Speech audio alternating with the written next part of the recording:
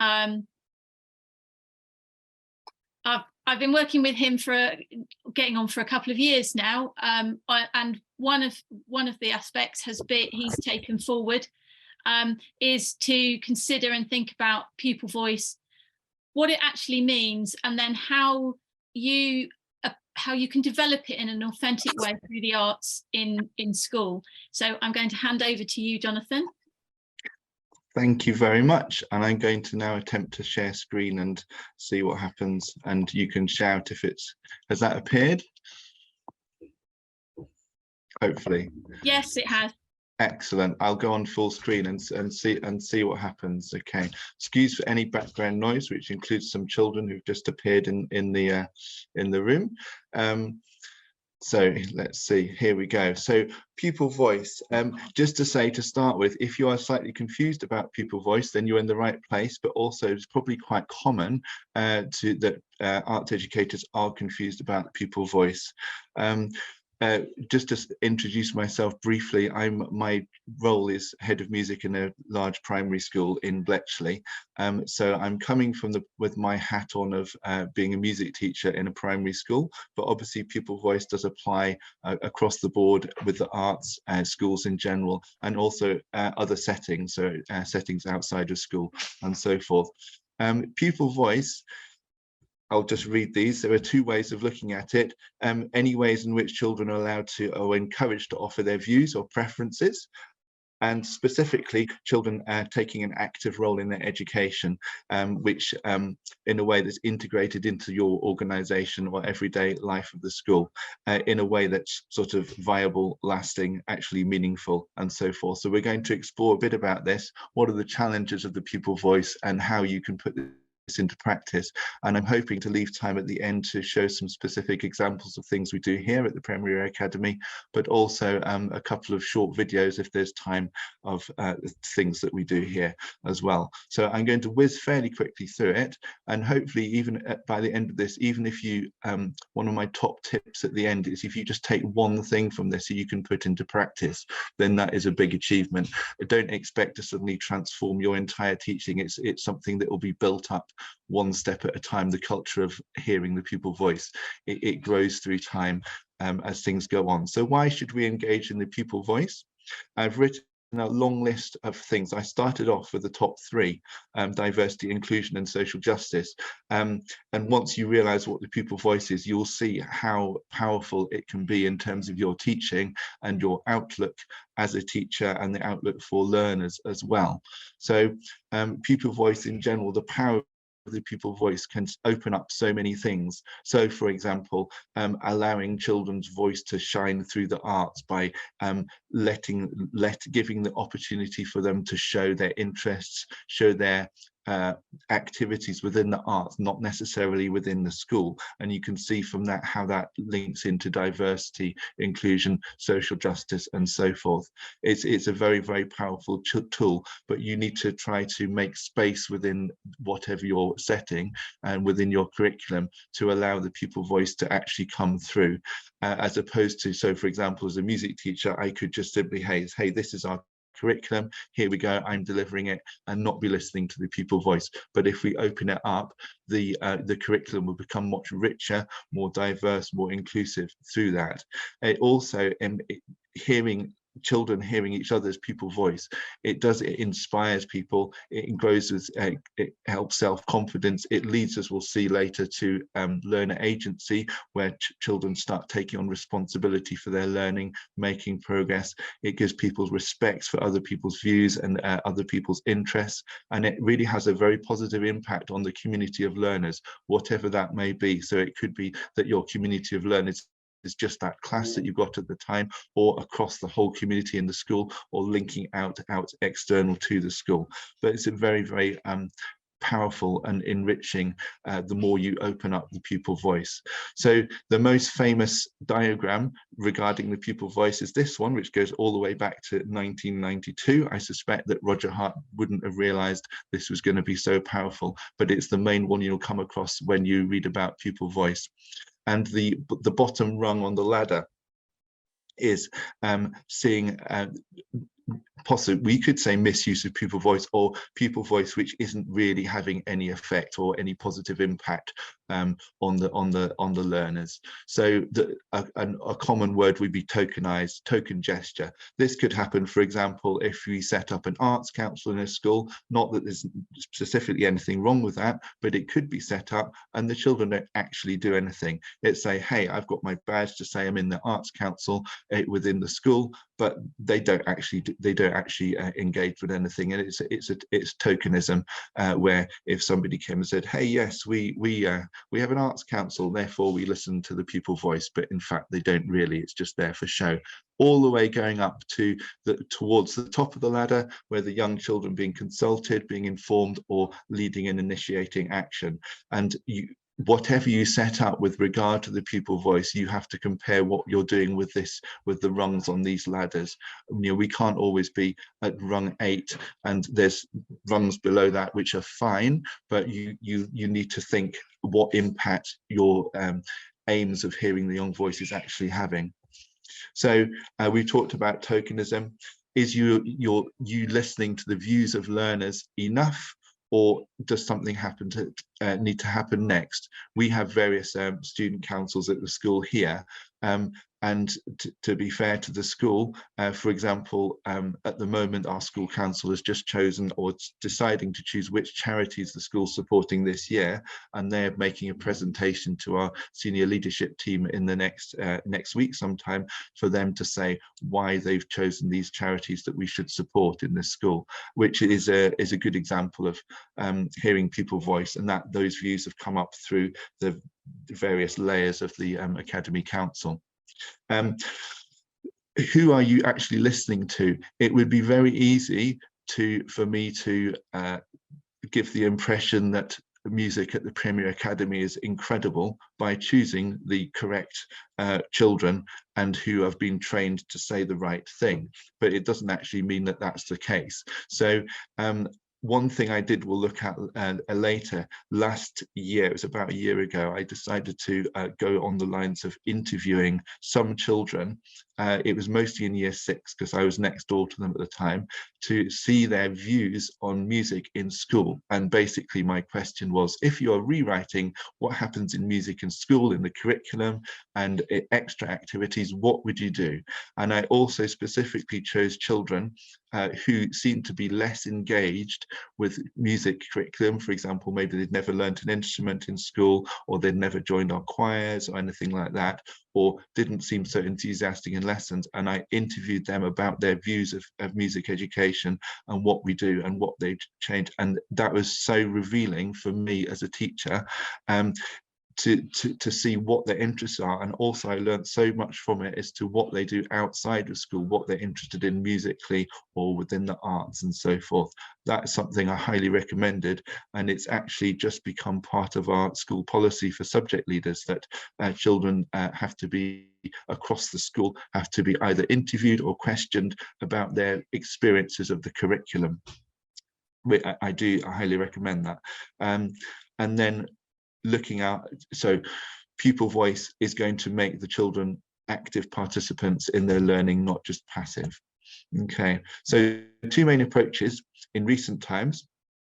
These are things I'm taking from academic literature, so it's fairly well researched. The collective voice, there were my capital letters, things like school councils and so forth, pupils' ambassadorial roles, where they're showcasing their arts within the school. Again, whether these are effective or not, it depends on the rungs of the ladder that we looked at before, how influential they are. And then another approach is looking at how your teaching and learning is taking place, whether you're taking into account the interests of learners. Project-based work is very good for this sort of thing, group work and so forth.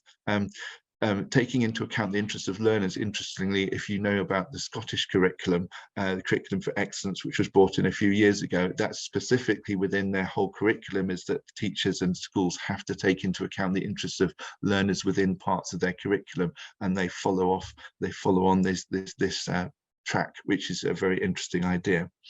So they're the 2 main approaches, but as I say, just be careful. It's not just simply a case of saying, hey, we do this. We need to think about the rungs of the ladder. Okay, it also depends on your setting as well. As I'm teaching the curriculum, my role is to teach music. That's my job, and there are certain things within the arts. Children have to be taught how to do this, so that is your role. Don't just think you can pass everything on to the children. Okay, so because your part of your role is to reveal new worlds within the arts, new types of art form, new types of music, and so forth, and just broadening their horizons. So don't let handing things over to the pupil influence things in a negative way. You need to keep the broad and diverse range. Okay, so there's some ideas there. There is some criticism. I put this down because I heard an Ofsted inspector talk about it once, which was very interesting, that there were concerns about pupil-led activities that leading to boredom or things being unmusical, where the teacher is just a facilitator. It doesn't necessarily mean that they're not a good idea, but you just have to be careful with the approach.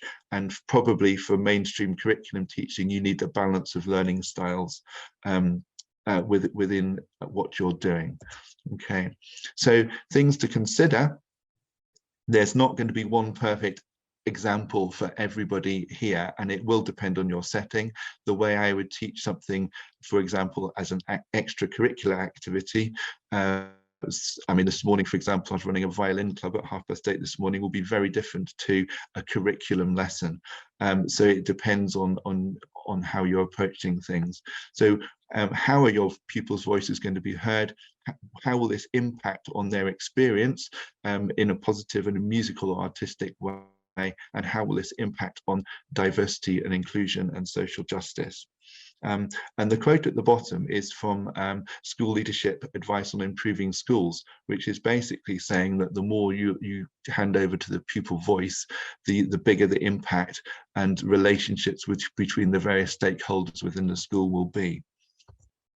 So whilst preparing this talk, my main brainwave was how pupil voice leads to learner agency, which it does, and then leads to creativity. If you open things up, and learner agency is where the children are taking responsibility for their learning, essentially in some ways teaching them how to practice those skills and so forth, equipping them with the skills that they need to progress and so forth. And if you can do that, that is going to lead to increased creativity within the curriculum for those children.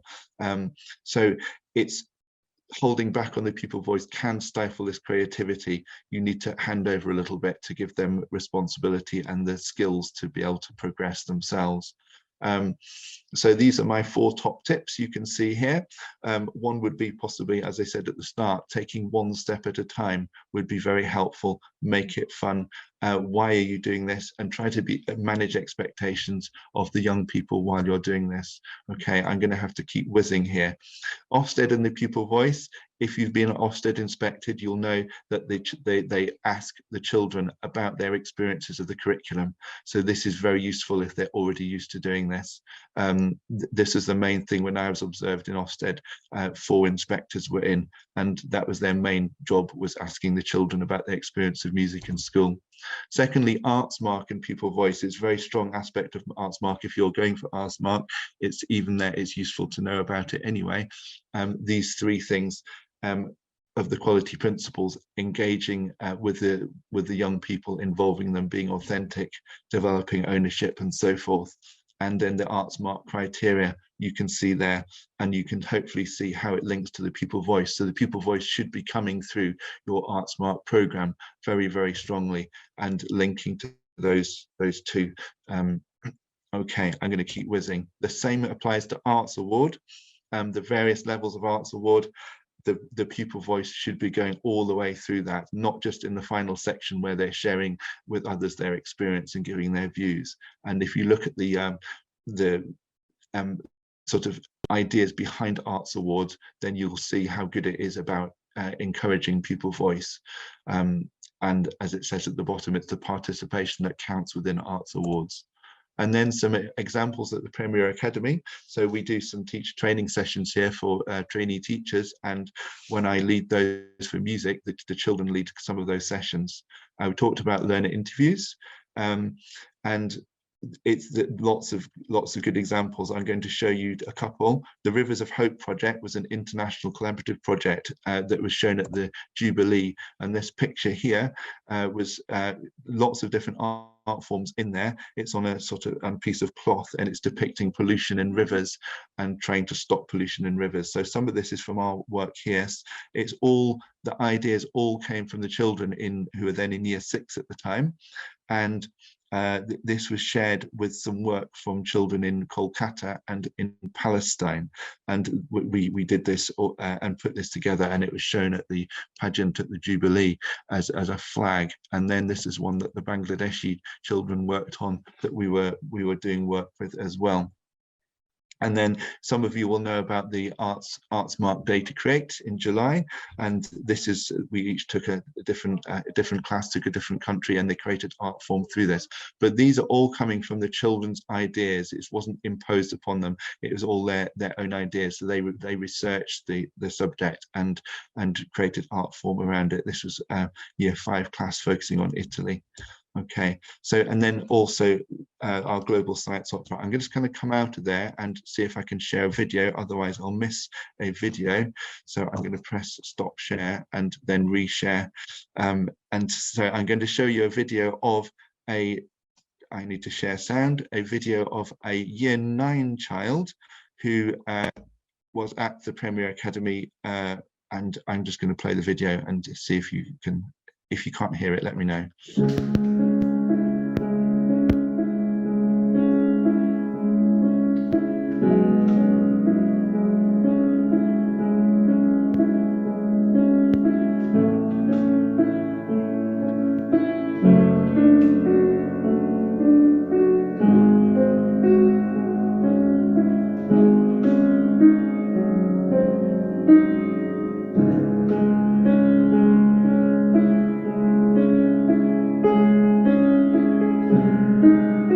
So I started playing guitar and I had guitar lessons, and then as a class in year 4 we got the chance to practice on keyboards, and then I expressed an interest in continuing the piano until I started lessons in year 6, and before that in about year 3 I started flute lessons and I got to borrow a flute from school. I was in Premier Choir and our school was supporting Barnardo's as a charity, and we got the opportunity to go and sing at Westminster Hall for a fundraising concert. And there were 15 of us that went on the train and the underground to London for the concert. I also took part in the Young Voices Festival in the O2 Arena in London, and I also got the chance to help younger children in their music lessons at my break and lunch times. We went to Oxford University as some of us had expressed interest in continuing music activities as we got older. So we got to go there and we got to ask some questions about what we need to do to be able to study music in a university or music college. We also got to try new instruments, and this resulted into me borrowing a trombone from school to try at home, and we also played the gamelan. As we were primary choir, we also went to go sing for other people.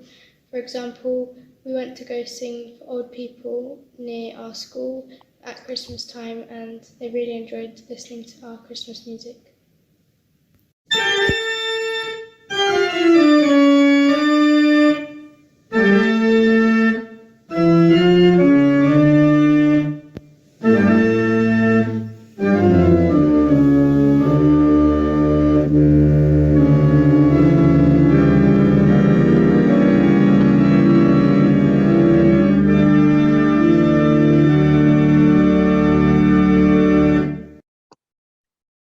So there we go. That was Nadia, who was here for a few years, and hopefully you see the impact on that what's had here has had on her. She's now in year 9, and I think I'm running out of time, but I was nearly at the end, and I could have told you about Global Science Opera, which is one of our international projects, and we often do scenes for that, and one that came out last week.